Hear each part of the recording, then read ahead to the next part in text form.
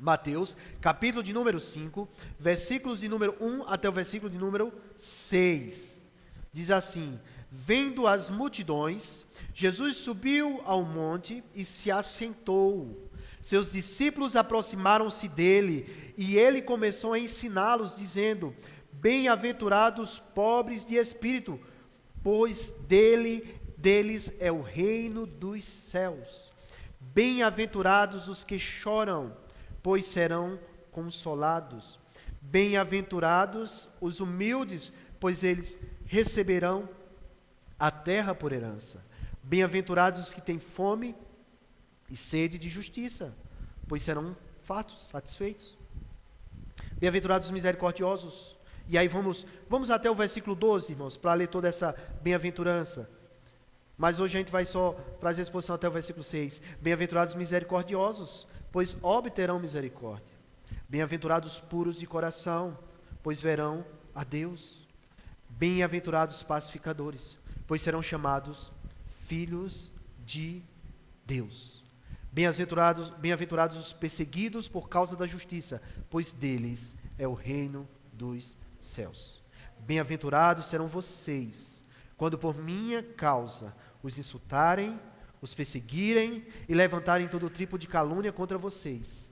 Alegrem-se e regozijem-se, porque grande é a recompensa, é a vossa recompensa nos céus, pois da mesma forma que perseguiram os profetas que viveram antes de vocês, pois da mesma forma perseguiram os profetas que viveram antes de vocês. Deus nos abençoe nessa noite com a tua palavra. Aplica ao nosso coração, abre nosso entendimento para guardar, ó Pai, para entender e assim viver para a tua glória. Em nome de Jesus, amém.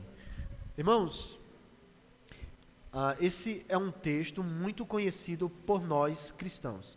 Quem já tem algum tempo de cristandade, cristianismo, da fé cristã, é um texto que já deve ter visto, ouvido, lido algumas vezes. É muito comum nós ouvirmos pregações sobre esse texto. É algo maravilhoso. É logo no início do ministério de Jesus. Ele dá um dos seus primeiros sermões. O livro, o Evangelho segundo escreveu Mateus, ele é escrito de tal forma que Mateus coloca 5 discursos de Jesus. Mateus é o evangelho que traz mais referências do Antigo Testamento. Mateus é escrito esse evangelho para os judeus. Por isso ele traz muitas referências do Antigo Testamento. E esses 5 discursos de Jesus é mais ou menos trazendo aquela ideia de Moisés escreveu aqueles 5 livros da Bíblia: Gênesis, Êxodo, Levítico, Números e Deuteronômio. É como se Mateus estivesse dizendo que Jesus é o novo Moisés. Se Moisés trouxe a palavra de Deus para o povo, agora Jesus está trazendo ela de uma forma bem mais viva, bem mais nítida para a vida daqueles homens. E é interessante que há uma semelhança, que Moisés sobe ao monte para ali receber a lei de Deus, a palavra de Deus para o povo. O que é que Jesus faz? No capítulo 4, no versículo 23, olha o que é que diz: Jesus foi por toda a Galileia, ensinando nas sinagogas, pregando as boas novas do reino e curando todas as enfermidades e doenças entre o povo. Notícias sobre ele espalharam por toda a Síria, e o povo trouxe todos os que sofriam de vários males e tormentos, endemoniados, loucos, paralíticos, ele os curou. Grandes multidões o seguiam, vindos da Galileia, de Decápolis, era uma região com 10 cidades que não eram dos judeus, eram gentios. Jerusalém, Judeia e região do outro lado do Jordão. Então todo mundo vai para Jesus. O que é que ele faz? Vendo as multidões, Jesus sobe ao monte. Moisés subiu para receber a lei de Deus, Jesus sobe ao monte para também dar ao povo a palavra de Deus àquele povo. Era o novo Moisés que estava surgindo, era o novo profeta que estava surgindo, que era Jesus, que era o Filho de Deus. Ouvimos muitas coisas sobre o Sermão dos Montes. Nós já ouvimos sobre amar o inimigo, nós já ouvimos sobre aquela questão da oração dominical, do Pai Nosso, nós já ouvimos a questão de olho por olho, dente por dente, a questão do adultério, aquela parábola muito conhecida para nós, daquele homem que edificou a casa sobre a rocha. Então, talvez de todos os ensinamentos de Cristo, esse ensinamento, esse sermão é o mais conhecido de todos. Mas como diz um homem de Deus, um homem chamado John Stott, ele diz, por mais que seja o mais conhecido de todos os ensinamentos de Jesus, esse é o menos compreendido e o menos praticado. É o Sermão do Monte. O Sermão do Monte, irmãos, traz para nós uma exigência grande. Dentro de um dos versículos diz assim, sejam perfeitos como é perfeito o vosso Pai que está nos céus. Traz o padrão de Deus para o seu povo, para a sua comunidade. É elevado o padrão de Deus. É um padrão de santidade. E é esse padrão que Jesus traz para nós. Jesus vem falando que os súditos do seu reino têm que andar dessa forma. A ética que está aqui nesses capítulos, não só nessas bem-aventuranças que nós estamos vendo, mas em todo o Sermão do Monte, que vai do capítulo 5, 6 e 7 de Mateus, é a ética do próprio Deus, que é para nós vivermos assim.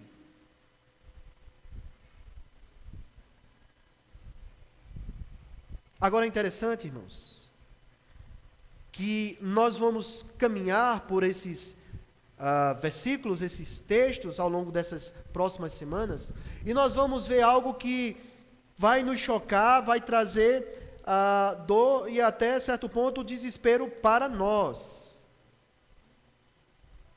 Sabe o que é? É que as exigências aqui, por nós mesmos, nós não temos condições de cumpri-las. Todas as religiões, guarde isso no coração, todas as religiões trazem listas de coisas que os seus adeptos, que os seus fiéis podem fazer. Mas o cristianismo é uma religião, se a gente pode chamar assim, onde o que é exigido de nós, ou o alvo principal, nós não conseguimos alcançar com nossas forças. Nós dependemos de alguém. As outras religiões, a pessoa tem que fazer por merecer. Nossa religião ou nossa fé, a nossa prática de vida, nós não podemos alcançar o nosso objetivo por a nossa prática. Nós alcançamos pela graça de Deus. Nós recebemos um presente, algo que nós nunca poderíamos alcançar. É o que faz a diferença do cristianismo para todas as outras religiões. Aqui não é por quem ora mais, quem dá mais dízimo, quem vem mais à igreja, quem é mais assíduo. É porque nós confiamos em Cristo. A nossa glória, a nossa graça, a nossa força está em Cristo. Se hoje nós estamos unidos a Deus, é por causa de Cristo. Não é porque nós somos bons, não é porque a gente está forte esses anos todos, é porque Cristo que nos salvou.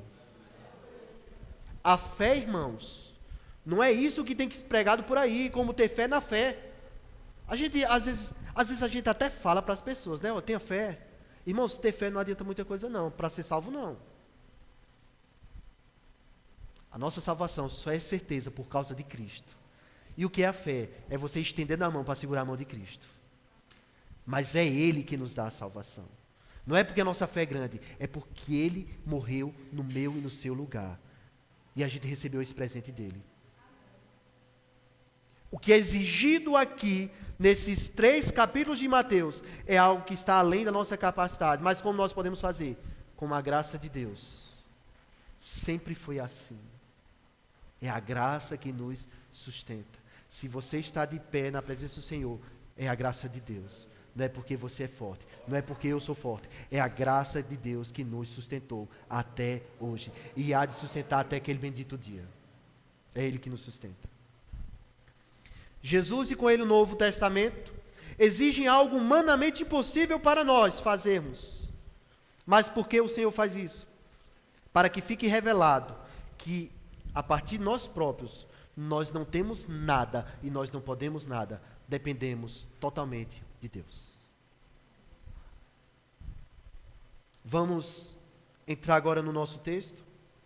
Jesus vai para o monte, as multidões estão com Jesus, e o discurso de Jesus não é só para os seus discípulos, porque tem multidões com ele, acompanhado, e os seus discípulos também. Ele vai até o monte, lá próximo ao mar da Galileia, senta-se e começa a ensinar ao povo como um bom mestre. E Jesus ensina aquelas pessoas e ensina aos seus discípulos. E ele vai ensinar aqui a chamada bem-aventuranças. Queridos, são 8 bem-aventuranças. Hoje nós vamos ver 4. Bem-aventurados os pobres de espírito, bem-aventurados que choram, bem-aventurados os humildes ou mansos, bem-aventurados que têm fome e sede de justiça, bem-aventurados os misericordiosos, bem-aventurados os puros de coração, bem-aventurados os perseguidos por causa da justiça. Essas são as bem-aventuranças. E é exigido de nós que sigamos e tenhamos todas essas características. As 8. Ah não, aquele homem lá era mais misericordioso, esse aqui eu vou ser mais chorão, né? O outro tem fome de ser... Todos nós temos que ter essas 8 características. Oséias, eu acho difícil a gente conseguir, é impossível a gente conseguir sozinho e de forma plena aqui nessa vida. Mas isso é o que é chamado a santificação. Nós estamos cada vez mais parecendo com Cristo, dia após dia, dia após dia. Mas vai chegar um ponto que o pecado não será mais problema para nós. Quando Cristo voltar, ou quando nós formos para Ele, aí nós teremos essa plenitude dessas características. Seremos, como o escritor aos Hebreus fala, aquela assembleia de santos aperfeiçoados. São 8 bem-aventuranças. Mas o que é bem-aventurados? A palavra do grego makairos dá a ideia de que é feliz. Mais do que feliz, dá a ideia de ser abençoado. E abençoado dá a ideia de ser aprovado por Deus. Essa é a ideia que traz para nós.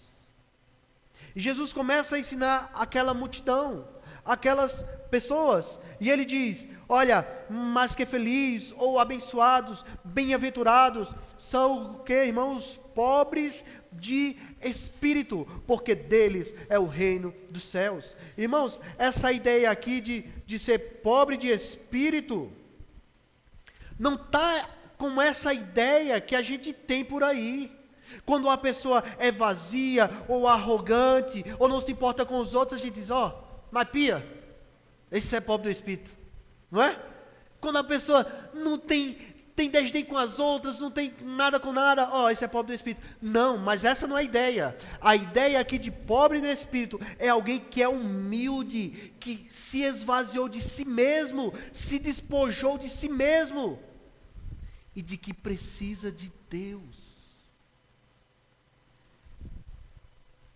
Ser humilde ou pobre de espírito, a depender da tradução que você tem. A minha eu uso muito a chamada NVI, nova tradução internacional, nova versão internacional. Ela traz a palavra humilde, mais outra tradução, pobre de espírito, mais outra tradução traz humilde.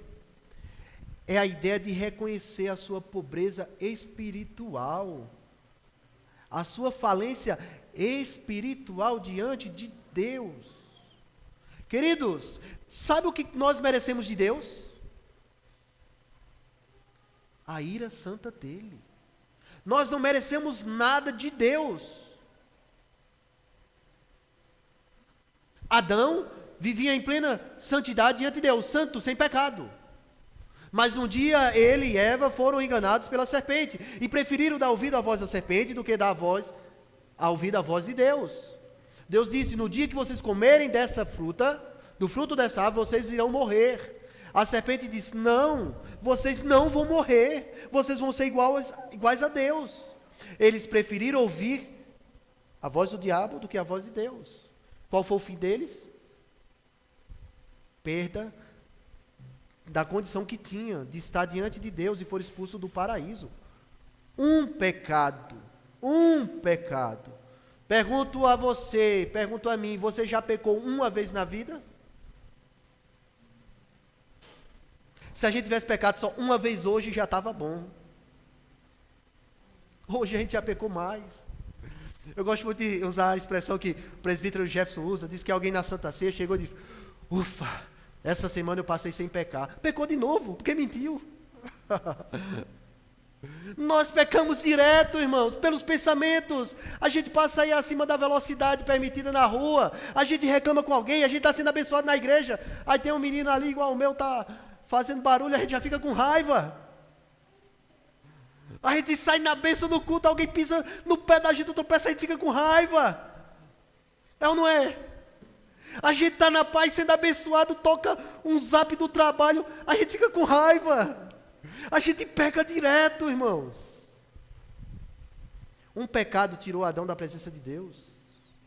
Quantos pecados eu e você cometeu? Se a gente tivesse cometido um pecado por dia, um pecado por ano, eu tinha 39 pecados. Adão teve um para ser expulso da presença de Deus. Nós somos merecedores da ira de Deus, irmãos. Nós não merecemos bênção, não só a ira. Nós não temos nada a oferecer a Deus. Nós não podemos reivindicar nada. Nós não temos como comprar nada do favor dos céus. Quem deu a Deus? Quem deu a Deus para pedir agora algo em troca? Nós somos devedores a Deus.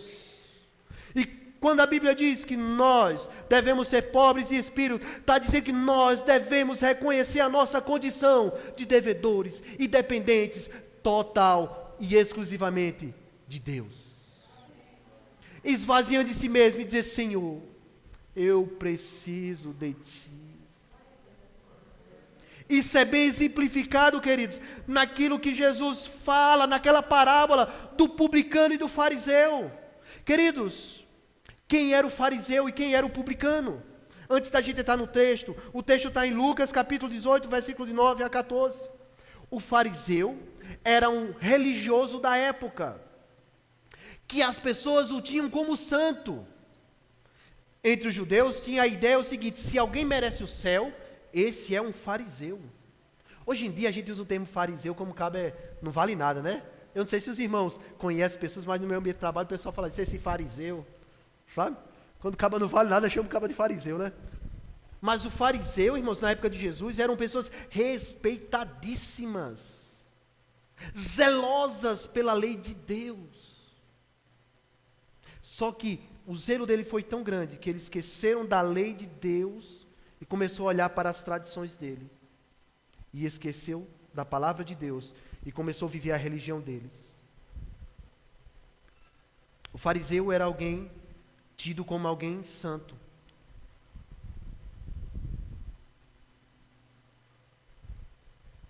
Esse é a visão do fariseu aqui no Evangelho, na época de Jesus.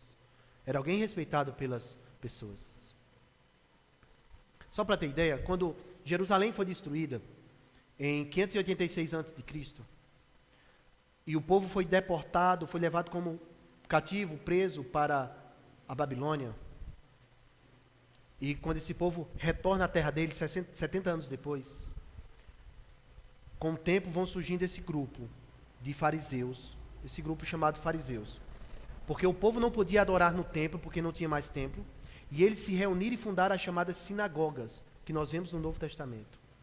E eles eram dedicados ao estudo da palavra de Deus. Então eram pessoas que conheciam a palavra de Deus. Esse é o fariseu. Quem era o publicano? Que Mateus era um dos publicanos. Que a gente conhece um publicano muito famoso, que é quem? Zaqueu. Publicano, irmãos, eram cobradores de impostos. Eles eram responsáveis pela arrecadação de impostos daquela região. Vamos imaginar, para trazer luz ao nosso entendimento aqui da palavra de Deus, digamos que o publicano fosse alguém responsável por recolher os impostos aqui na Liberdade. Um exemplo.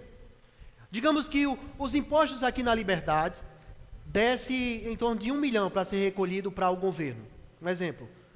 E digamos que tinha 1.000 famílias, digamos que tinha 100 mil famílias, um exemplo, 100 mil famílias.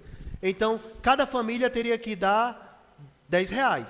É isso, né? O cálculo mais ou menos isso, né? R$10, que daria em torno de 1 milhão de reais. E ele cobrasse por família, o publicano, R$100.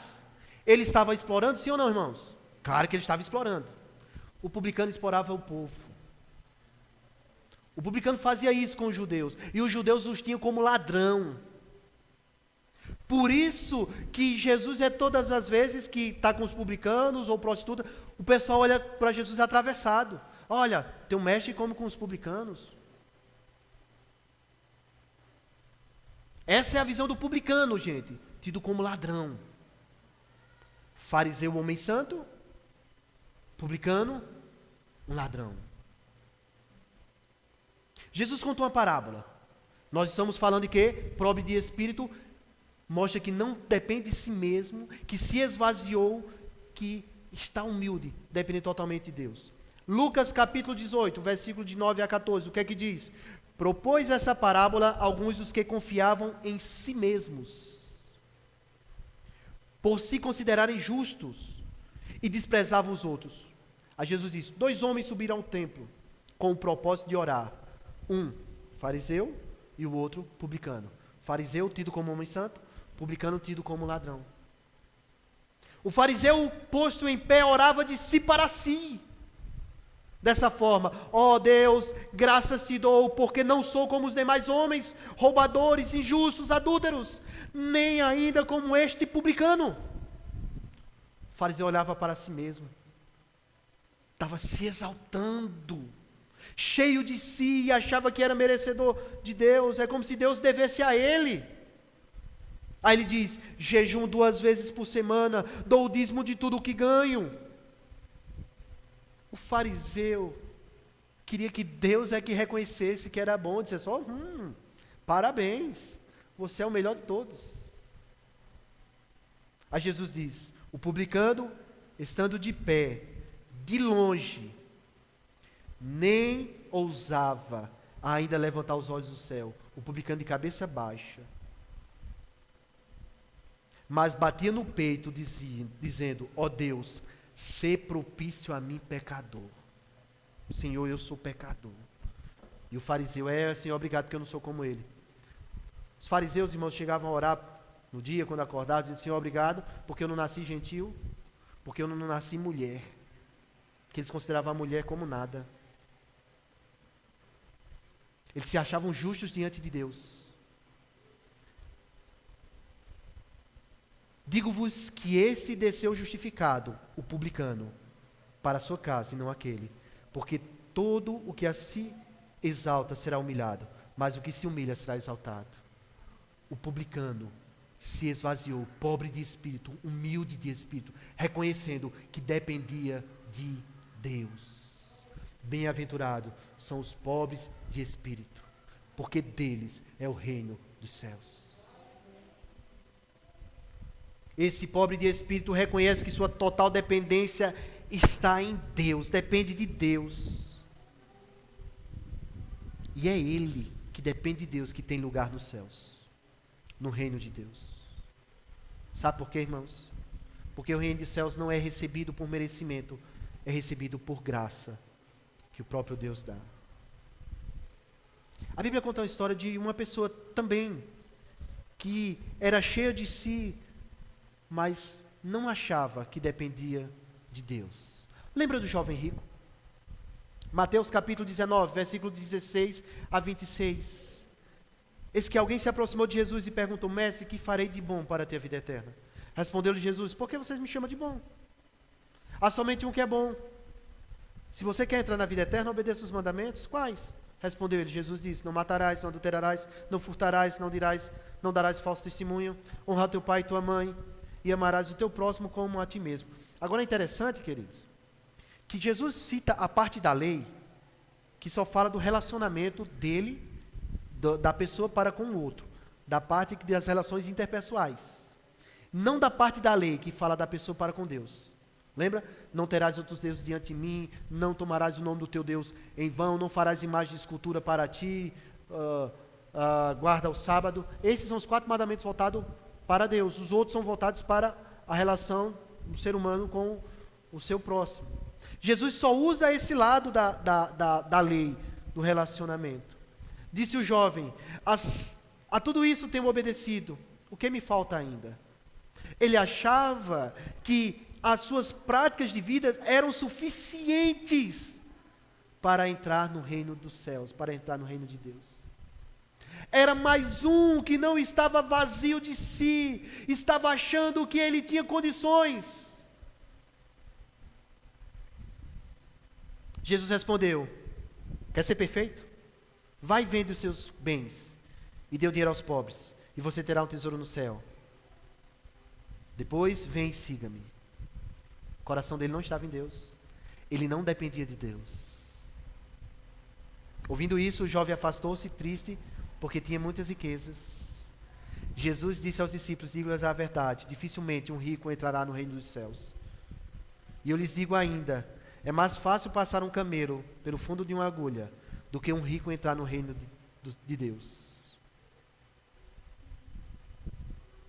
Jesus está falando isso mesmo que a gente ouviu. Uma agulha e um camelo passar pelo fundo da agulha. Alguns dizem que o camelo era uma linha ou era uma porta. Não, o entendimento não é isso. Jesus está dizendo que é impossível mesmo. Uma agulha e passar um animal. O maior animal que tinha naquela época para eles, no entendimento deles, era o camelo. Jesus está dizendo que é impossível. Porque eles acham que depende dele mesmo. Aos discípulos perguntam: Senhor, quem pode ser salvo? Jesus olhou para eles e respondeu: para o homem é impossível, mas para Deus todas as coisas são possíveis. Só há salvação porque Deus tornou possível aquilo que a gente não conseguiria. Nós dependemos de Deus. Nós não temos nada de nós mesmos, irmãos.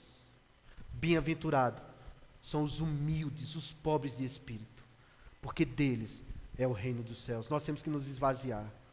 Nós temos que entender que nós somos indignos. Dependemos total e exclusivamente de Deus. O que mais? Dependência total de Deus. Mas esses que dependem de Deus, eles também são aqueles que estão de luto por sua condição. Bem-aventurados, versículo 4, os que choram, porque serão consolados. Essa ideia de chorar é alguém que olha e vê a sua condição e lamenta. Não é porque tem um problema, não é porque deu algo errado, não. É porque lamenta da sua condição, como pecadores, como totalmente sem nada que podemos oferecer a Deus. É esse que lamenta por sua condição. Quantos de nós, irmãos? Às vezes a gente não cai num pecado e a gente fica chorando pela nossa condição. Senhor, perdoa. Às vezes o cara está num aperto, aí vai, fala uma mentira, e depois está nos cantos: Senhor, me perdoa, não era para ter feito isso. Faz algo errado.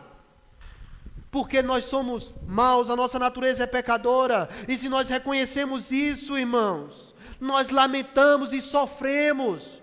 Porque o nosso desejo não é estar pecando, não é pecar, é agradar a Deus. Então, bem-aventurados esses que choram, que sofrem por sua condição como pecador, que isso é que os afasta de Deus. É o nosso pecado, é o nosso coração mau, incrédulo, duro. Existe um pecado, irmãos, que para a gente parece que não existe. É fácil a gente falar em adultério, em roubo, em assassinato, mentira. O pecado da incredulidade, não confiar em Deus, que as pessoas não veem, mas às vezes assola a gente, cristão, que não confia em Deus. Quantas vezes, irmãos, a situação está difícil, a gente fica aperreado, faz de tudo, aí no final a gente diz o quê? Agora só Deus. Mas sempre não foi só Deus? Porque a gente não pediu primeiro a Deus para Ele orientar a gente a tomar a decisão?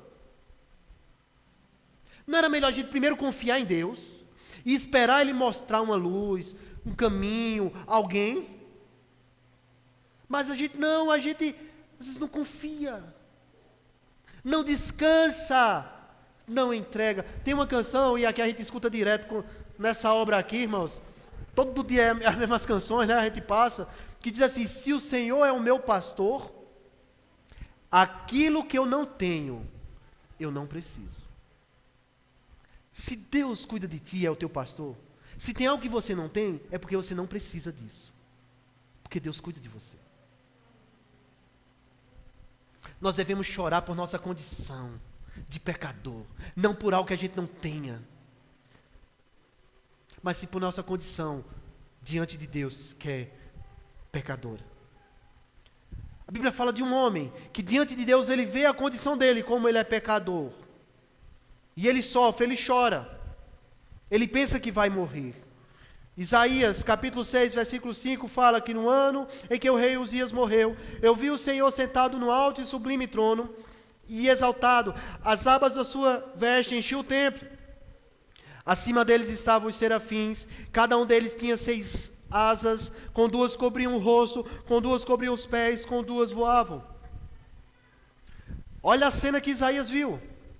Ele, sendo um homem normal, pecador como eu e você, ele tem uma visão que vê Deus. E vê anjos, vê os querubins na face de Deus, perante Deus. Esses seres nunca pecaram e estão diante de Deus com os olhos cobertos. Estão diante de Deus com os pés cobertos, como se fosse protegendo o seu caminhar, protegendo o seu ver e voando. Se eles nunca pecaram, eles têm maior reverência. Isaías cai em pranto, porque ele é pecador e viu a Deus. E esses querubins proclamavam: Santo, Santo, Santo é o Senhor dos Exércitos, a terra está cheia da sua glória. Queridos, a ideia de santo, santo, santo é mostrar que ninguém se compara a Deus em santidade. Se dissesse que Deus é santo, mostrava que ele tinha um grau de santidade. Nós somos chamados a ser santos, nós somos chamados de santos, porque fomos separados por Deus, viver para Deus. Se dissesse que Deus é santo entre os santos, quer dizer que entre todos os santos, Deus é o mais santo. Mas quando a Bíblia diz que Deus é santo, santo, santo, está dizendo que o que você pensar, do que for grau de santidade, é Deus. O que for perfeição e santidade, é Deus. Isaías viu os anjos, os querubins falando isso. Qual foi a reação de Isaías? Eu gritei, versículo 5, ai de mim, estou perdido, pois sou homem de lábios impuros e vivo no meio de um povo de impuros lábios. Os meus olhos viram o Senhor dos Exércitos. Ele viu, ele lamentou por sua condição. Nós devemos chorar, lamentar, estar de luto por nossa condição diante de Deus como pecadores. Bem-aventurados são os que choram, os que lamentam, os que reconheceram que não tem nada a oferecer a Deus. Alguém disse: sabe o que é que a gente fez para a nossa salvação? Foi só dar pecado a Deus. Foi a única coisa que a gente entrou. É a única coisa que a gente tem a oferecer. Nós devemos estar lamentando por essa condição, irmãos. Paulo diz aos Romanos, capítulo 7, versículo 18 até o 25, sei que nada de bom habita em mim, sei, isso é na minha carne, porque tenho o desejo de fazer o que é bom, mas não consigo fazê-lo. Queridos, esse texto parece contigo? Parece comigo. Quando eu vou olhar para a minha vida, é assim. Diz que você quer fazer o que é correto, mas não faz. Pois o que faço não é o bem que desejo, mas o mal que não quero fazer, esse eu continuo fazendo. Todos nós lutamos aqui contra o pecado. Alguns lutam contra o pecado de adultério, de cobiça, da mentira, da falsidade. Todos nós lutamos contra o pecado. Tem alguns que você consegue vencer, tem outros que têm dificuldades. E enquanto nós pisarmos nessa terra, vai ser assim. Paulo diz: pois o faço não é o bem que desejo, mas o mal que não desejo fazer, pois esse é o continuo fazendo. Ora, se faço o que não quero, já não sou eu quem faz, mas o pecado que habita em mim. Assim encontro essa lei que atua em mim. Quando eu quero fazer o bem, o mal está junto de mim. Pois no meu íntimo, no íntimo do meu ser, tenho prazer na lei de Deus. Mas vejo outra lei atuando nos membros do meu corpo, guerreando contra a minha mente, tornando-me prisioneiro da lei do pecado que atua nos meus membros. Miserável homem que sou, quem me libertará do corpo sujeito a essa morte? Miserável homem que sou. É a nossa natureza, irmãos. Enquanto nós estivermos aqui, passaram pensamentos maus, coisas que a gente luta contra o pecado. Isso não quer dizer que a gente vai deixar de lutar, não. É uma luta constante. É uma luta constante. E a grande diferença, irmãos, nossa para aquele que não foi até Cristo, não se entregou a Cristo, é que nós estamos vivos e nós podemos lutar contra o pecado. Eles não lutam, eles são dominados pelo pecado. Nós fomos libertos do pecado. Nós não estamos mais debaixo do pecado, mas estamos ainda na presença do pecado. O nosso inimigo íntimo somos nós mesmos. Porque você pode estar num momento bom de oração, queridos, e o diabo nem chega perto. Mas você está com você mesmo, que dá sono, que dá preguiça, que você procura coisas, eu e você procuramos coisas mais cômodas para nós, do que buscar a vontade de Deus. O nosso maior inimigo somos nós, não é o pecado não é o diabo não, é o nosso ser, que nós estamos com ele. Paulo diz, miserável homem que sou. Ele reconhece, querido, quem ele é. Mas bem-aventurados esses que choram, esses que reconhecem, que lamentam por sua condição. Bem-aventurados que choram, porque serão consolados. Um dia nós seremos consolados, irmãos. Apocalipse 21:4 diz, e ele enxugará dos olhos toda lágrima. Não haverá mais morte, tristeza, nem choro, nem dor, pois a antiga ordem já passou. Um dia Deus há de nos consolar, e nós não teremos mais que chorar por causa do pecado. Um dia nós não mais pensaremos em pecar. Nossa mente será voltada exclusivamente para Deus. Esse dia vai chegar. Esse dia vai chegar. A cada ponteiro do relógio que passa, que bate, o dia está se aproximando.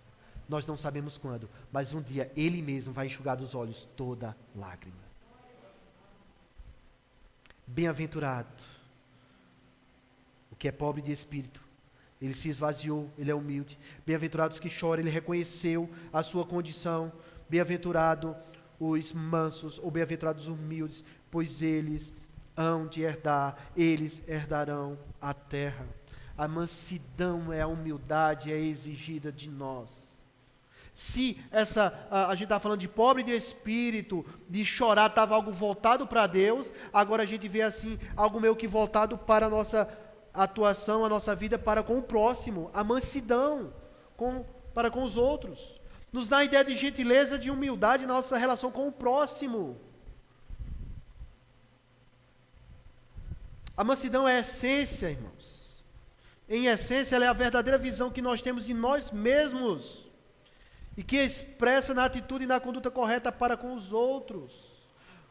A forma de nós tratarmos os outros e acharmos que os outros são superiores a nós e não nós superiores a outros. Quantas vezes nós podemos nos achar melhores por pregar, por cantar, por fazer ou por ser algo? Nós somos chamados a ser mansos com as pessoas, a não nos achar melhor do que os outros. E a mansidão, vários textos da Bíblia está repleto para nós, como nós devemos agir. Pensar correto quanto a nós mesmos. Mansidão também é um dos frutos do Espírito, que Deus pode produzir na nossa vida. Paulo, escrevendo aos Gálatas, diz, mas o fruto do Espírito é amor, alegria, paz, paciência, amabilidade, bondade, fidelidade, mansidão. Nós devemos pedir isso a Deus. Aos Colossenses, Paulo diz, revesti-vos, pois como eleitos de Deus, santos e amados, em termos afetos de misericórdia, de bondades, de humildade, de mansidão. Como é a sua forma de tratar os outros? Às vezes nós tratamos os outros melhor quando os outros são pessoas superiores a nós. Eu trabalho numa instituição hierarquizada, eu sou obrigado a respeitar os meus superiores. As pessoas que são hierarquicamente subordinadas a mim, têm que me tratar diferente, têm que me dar o respeito, mesmo se não gostar de mim. Mas têm que me tratar respeitosamente, têm que me chamar de Senhor. São obrigatórios. O regulamento manda eles me chamar de Senhor. Mesmo que o cara tenha 50 anos, 60 anos, eles têm que me chamar de Senhor. Como é meu trato para com eles? Para os superiores da gente, é fácil da gente rir, dar tapinha nas costas, respeitar. E para aqueles que não têm nada a oferecer a nós, como é o nosso trato? Cristo nos chama a sermos mansos. Pedro diz, antes santifiquem a Cristo como Senhor no coração e sejam sempre preparados para responder a qualquer um que lhes pedir a razão da esperança que é em vocês. Contudo, façam isso com mansidão e respeito. Tiago diz: sabeis essas coisas, meus amados irmãos, todo homem, pois, seja pronto para ouvir, tardio para falar, tardio para se irar, porque a ira do homem não produz a justiça de Deus. Portanto, despojando-se de toda a impureza e acúmulo de maldade, acolhei com mansidão a palavra que em vós foi implantada. Chama com mansidão a abraçar essa palavra. Bem-aventurados os mansos, porque eles herdarão a terra. Lembra de Moisés? A Bíblia chama ele como o homem mais manso que havia naquela época. Quem é o nosso exemplo de mansidão? Jesus diz: venham a mim todos que estão cansados e sobrecarregados, e eu lhes darei descanso.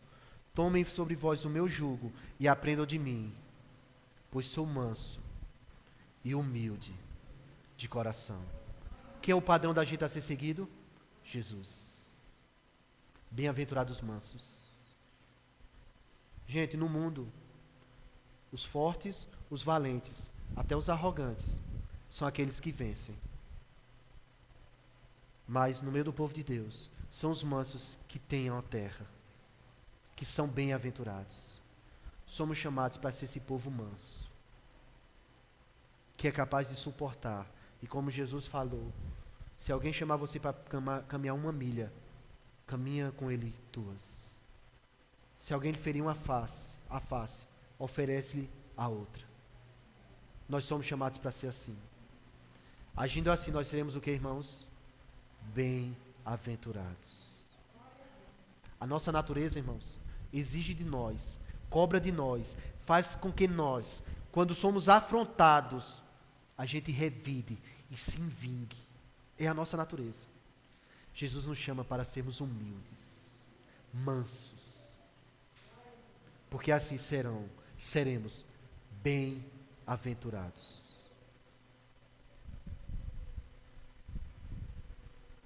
A nossa força, irmãos, não vem de nós, vem de Deus. Por isso, devemos confiar tudo a Ele e agir com mansidão. O salmista diz, no Salmo 37, 11, mas os mansos herdarão a terra e terão alegria na abundância de paz. A gente parece até ser um povo besta. Nós somos chamados para andar como Jesus andou. Vai ser fácil? Nós somos desafiados. E só a graça de Deus para vivermos assim. Mas o nosso alvo, o nosso espelho é quem, irmãos? Cristo. A gente se espelha até em pregadores, em homens de Deus. E é bom que nós tenhamos pessoas como referências para nós. Isso é bom. Mas quem é o nosso modelo final? É Cristo. Zé, você age diferente. Se o alvo é Cristo. Eu tenho que dar exemplo. Você tem que dar exemplo para os de fora, os de casa. Mas o nosso modelo é Cristo. Se eu e você não estamos algo de conformidade a Cristo, nós precisamos melhorar. Bem-aventurados os pobres de espírito, bem-aventurados que choram, os que estão de luto constante, bem-aventurados os mansos e humildes. E agora, para a gente encerrar a mensagem de hoje, o sermão de hoje, bem-aventurados os que têm fome e sede de justiça. Irmãos, os irmãos já perceberam que eu gosto de falar, né? E pregar, irmão, corre solto, viu? E é porque eu só botei 2 copos aqui, porque aí os irmãos vão ver, quanto mais água é mais mensagem, viu? Eu estou botando só 2 copos, viu? Mas os irmãos vão ver que eu gosto de pregar. Agora, os irmãos vão perceber também, irmãos, que a gente gosta de pregar a Bíblia. Sabe? Os irmãos a gente vai passear, vai fazer uma viagem muito boa nesse período que a gente tiver aqui. Quem sabe até Cristo voltar, né, irmão? A gente não tem pressa não, né? Pelo menos não estou com pressa não. Não sei se os irmãos já estão com pressa. Já 2 semanas que a gente está junto, não sei se os irmãos já estão com pressa. Mas não estou não, viu? Até Cristo voltar, por mim não tem problema não. Não é, queridos? Bem-aventurados, versículo 6, os que têm fome e sede de justiça, pois serão satisfeitos. Desejar a vontade de Deus Essa é a ideia da justiça aqui. É a vontade de Deus sendo feita. Lembra na oração do Pai Nosso? Que assim como é feita a vontade de Deus nos céus, que seja feita na terra. Nós temos que ter esse desejo da vontade de Deus ser feita. Sabe? Muitos buscam maturidade espiritual, felicidade, poder do Espírito. Mas quantos de nós temos buscado realmente ter fome e sede de justiça? Viver, querer que seja realizado tudo aquilo conforme a vontade de Deus, o padrão de Deus. Essas características aqui que nós estamos iniciando hoje é requerida de todos aqueles que participam do reino de Deus, do reino dos céus, da comunidade de Deus, do povo de Deus. E nós somos chamados como povo de Deus a desejar que a sua vontade seja realizada na nossa vida em princípio. Nós precisamos ter esse desejo, e quando isso acontecer, irmãos, vai refletir em nós que é uma vida mais santa. A vontade de Deus é que nós nos abstenhamos, nos separemos do pecado. O escritor aos Hebreus diz: esforcem-se por viver em paz com todos e para serem santos. Sem santificação ninguém verá a Deus. Quando a gente fala em ter sede e fome de justiça, é viver conforme a vontade de Deus, e a vontade de Deus é que nós sejamos santos, separados do mundo. Irmãos, a igreja é diferente do mundo. A igreja nunca foi e não pode ser igual ao mundo. Nós somos diferentes. Nesse próprio sermão, nós vamos ver que a igreja é chamada para ser sal da terra. O sal, ele tem propriedade de salgar, de preservar. Os mais antigos aí sabem que se conservava a carne no sal. Hoje em dia a gente tem vários meios de conservar. Mas o sal tem isso, o sal é diferente. Nesse sermão, Jesus disse que a igreja é a luz do mundo. Brilha em meio às trevas. Nós temos que ser diferente, e a maneira de nós sermos diferentes é cumprirmos, é termos desejo, é termos fome da vontade de Deus ser realizada na nossa vida. E é fácil, irmãos? É não, porque a vontade de Deus, por vezes, é diferente da nossa.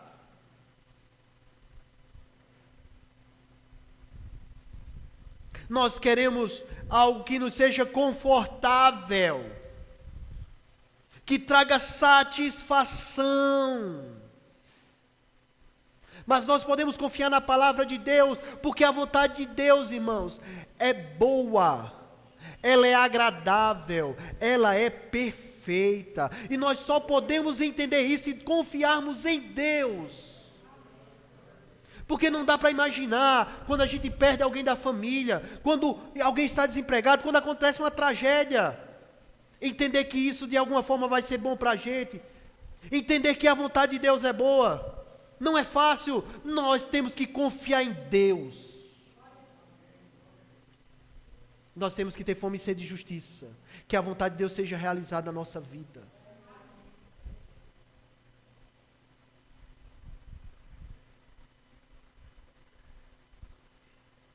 Bem-aventurados que têm fome e sede de justiça, porque serão satisfeitos. Irmãos, um dia a vontade de Deus vai ser feita por completa em nós, nesse mundo.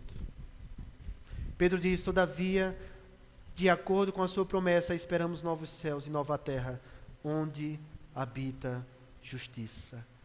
A cidade que Deus tem para nós não tem mancha de pecado.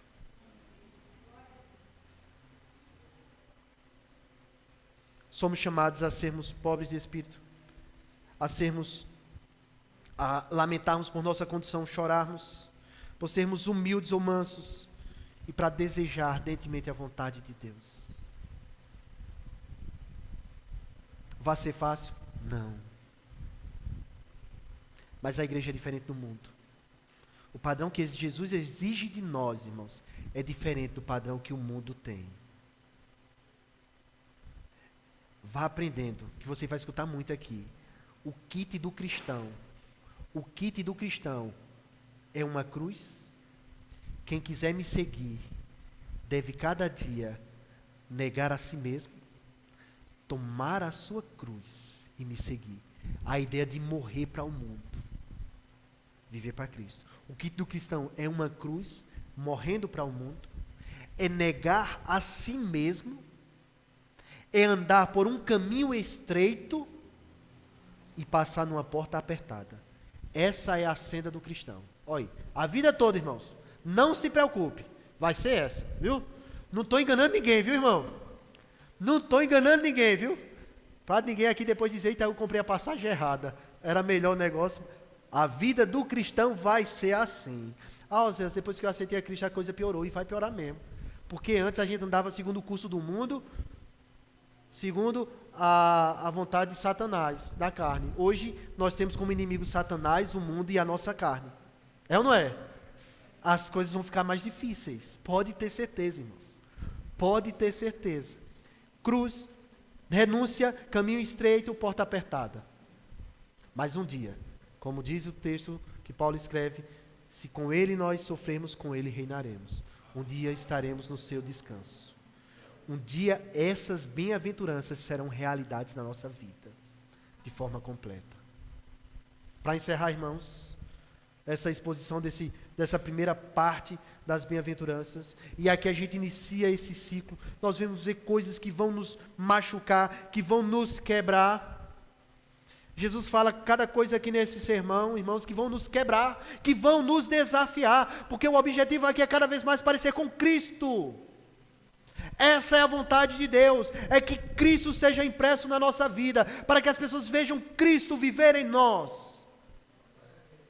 Então nós seremos desafiados daqui para frente, irmãos, vivermos assim para a glória de Deus. Se Cristo, o Filho de Deus que nunca pecou, sofreu, você acha que eu e você vai viver só de mar de rosas, só de céu azul cor de anil?